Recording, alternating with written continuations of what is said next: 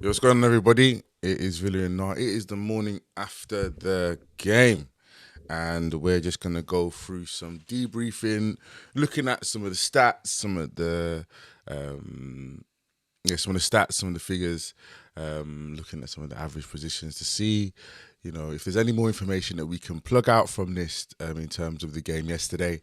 Um, Again, as I stated in my match reaction, just so glad to get the win. So glad to get the win. Oh yeah, remember to like, comment, subscribe. I really want to hear your opinions about yesterday. Hear your opinions about the game, any specific players, anyone that stood out to you, and anything from this conversation that makes you think differently or maybe double down on some things as well. It was a very interesting game, as I said yesterday, being there. Um, we won. Didn't feel like we won at points, and I do think that we, as Villa fans, are still expecting more. And I think rightly so. Rightly so. We should ask for more. But let's get into it, man. So let's have a look at firstly the average positions for the team. All right, there you go. So Villa on this side, you got Bologna on this side. It's very clear that Bologna were. I don't know if they came to win. I don't think they came to cause us any issues per se.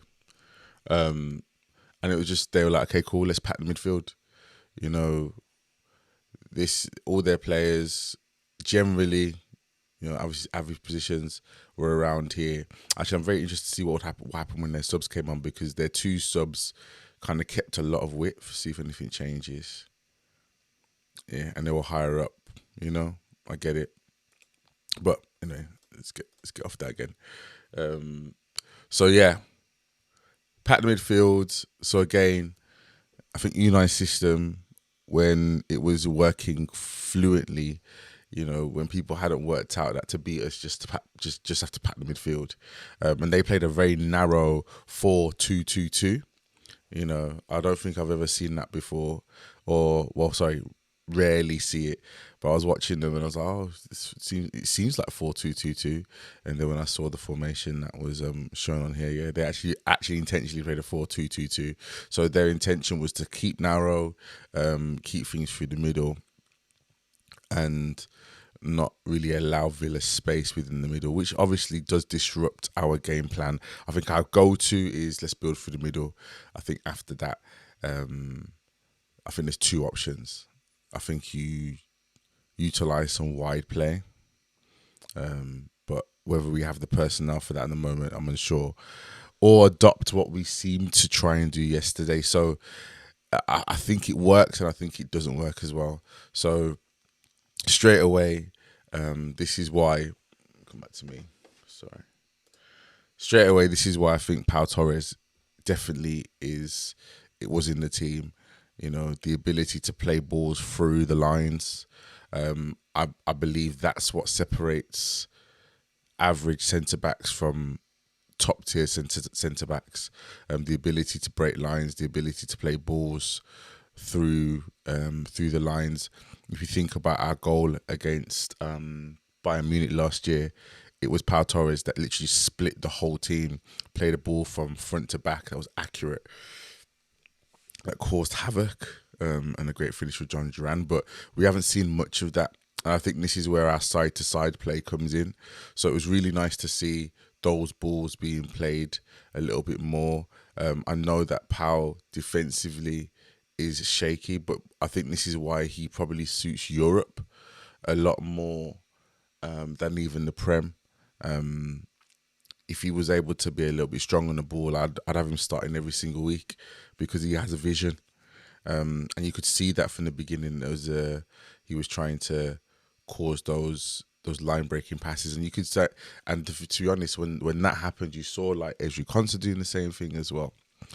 But let's go back to this, guys. I don't feel good about just this section here. So this was our front four. It's not even bad. They actually were.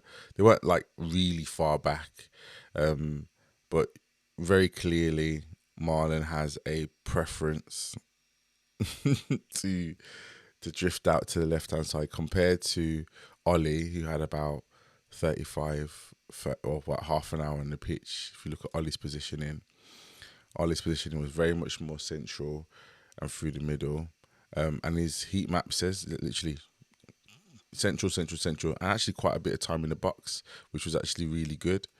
But Marlon's, still kind of veering out to this left-hand side, which is not a problem, but it's clear that he's not a front man. And his hold-up play was good. I would say that his hold-up play was good. But this front four that we adopted for the first half at least, and about 55 minutes, I don't know how productive it was. There was some glimpses of good ball movement, but that was on both sides of the half. When Sancho came on, there's great ball movement, and we're seeing glimpses. And what I want to say, just remind everybody, it's very clear that we are, we're basically going through pre-season now. We're basically going through pre-season because a lot of our purchases and people coming in was quite late. So here we go. That was the average positions. Let's get into something that I really wanted to talk about today. I'll show you one more thing and then I'll get into that. Let's have a look at, obviously, we always look at this bit, the attack map and the highest concentration of play. Not much up the top. Again, struggling to get into that final third, struggling to get into the danger areas, really. But we were very solid at the back. What it shows here, that a lot of our concentration of players here is that we were constantly resetting. We tried to get the balls forward, lost the ball, ended up resetting at the back.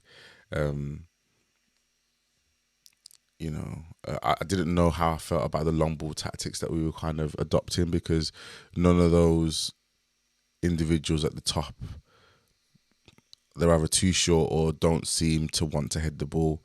So adopting long ball tactics when, you haven't got Ollie Watkins there that can play for the flick on, it kind of seems a bit null and void.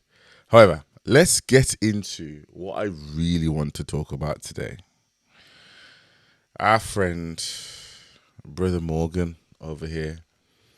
I said yesterday in the match reaction that I think Morgan is a confidence player, and I'm unsure whether, because obviously people are asking for it to be dropped, and at this point I understand why.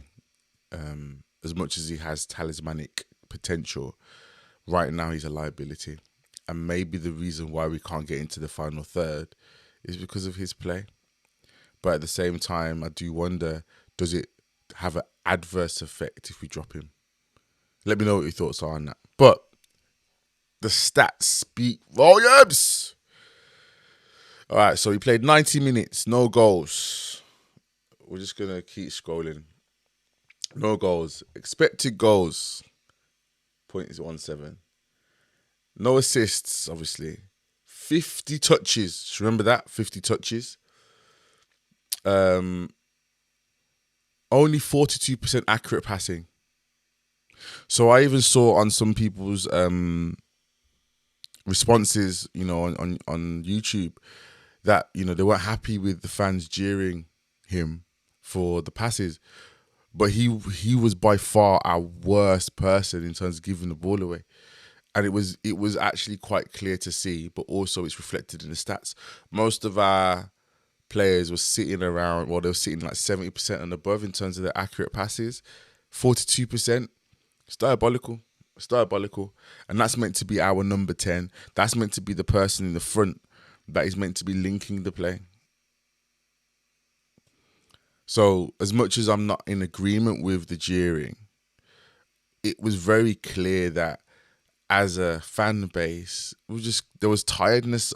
There was tiredness in terms of just wanting to see him play better, not even just reach the heights that he reached last year, but just play better. You are the number 10. The number 10 is meant to be the pivot of the attack.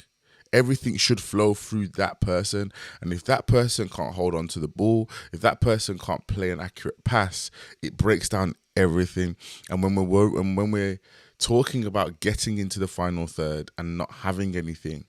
May this be the reason? It's up to you guys. You let me know. Key passes one shot, but it was off target. 2 dribble attempts, none of them successful. Here we go. This is the one I wanted to get to. Possession lost 29 times. Let's come back to me on this one, Blaze. Come back to me. 29 times. That, to me, is unacceptable.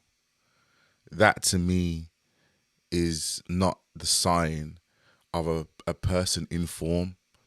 And it does smell of lack of confidence. However, this is where Unai Emery is a manager and he's paid to be a manager.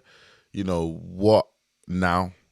Do you potentially, for the sake of his well-being or mental state, I don't know what it is, man, do you now sacrifice the productivity of the team? I'm being very critical of Emi Buendia, but he's playing out of position. He's not a left-sided person. He's a 10. Is there an option that he plays the 10? Is there an option that Harvey Elliott comes in and plays it? I don't know. I think if there's one thing I know about our squad at the moment is that there are other options that can do that role. And maybe he just needs to ride the bench just once to say, look, you're not playing up to par, and we need you to be playing at your best. We need the Morgan Rogers, not even of just last season, but the end of the season before, that was just, not thinking and just playing with the freedom. Maybe he feels the pressure of being the young PFA Player of the Year. I don't know. But this is part of the management now. This is part of the call for Unai to be a manager. One thing I'm gonna keep harkening back to these guys because obviously this is the era that I grew up in. You hear about stories about Sir Alex Ferguson, and obviously Unai's not on that, nowhere near that echelon. We're all concerned about him being a coach and coaching the players, and that's fine, and that's good. But he's got a coaching team. They're there to do all that stuff as well, in addition to. But where he needs to show his worth now is the man management. You hear stories of how Ferguson managed his players, and he managed the players differently depending on who they were. He knew that CR7 was a little bit more of a prima donna, so he couldn't manage him the same way that he managed Roy Keane. He was never unfair. He was never showing favourites, but he knew what man management was. So Unai has to find a way to man manage a player that is obviously lacking confidence, both him and Ollie. For Unai to say in his post-match, talking about Ollie needing to get his confidence back, we all can see it. And one thing I will say, and just shout out to the boys, shout out to the fans, when Ollie missed the pen, of course we weren't happy. We weren't happy at all, man. But straight away started chanting, Ollie Watkins. And I just thought to myself, you know what? We do love him. We're frustrated. But we want him to come good. And to be honest, we haven't got a choice because he's the only one. But still, he's a confidence player, evidently. Him and Morgan Rogers. And we just need to get them back. But this is where Unai needs to earn his money as a man manager. Get the best out of them. If you are going to make them ride the bench, you need to have the conversations with them for them to know what's going on. What I will say, I said it yesterday, I think Bezo had a decent game. There was no Emmy, but we were all right for now. But yeah, guys, I really want to hear your thoughts. What are your thoughts about what I've shown you in terms of especially Morgan Rogers? What are your thoughts about just our tactical approach? I saw last week in one of the comments, someone said that they think we should adopt a 4-3-3. Let me know your thoughts on that. Maybe I'll do another video just explaining the difference and whether it would work. I do think there's a potential for it to work, but I also think it might leave us exposed, which is why we play the 4-2-3-1. But anyway, that's another thing. But guys, listen, you know what it is. This has been the post-match debrief. This is Villa and Noir, and as always, it's up to Villa. Peace.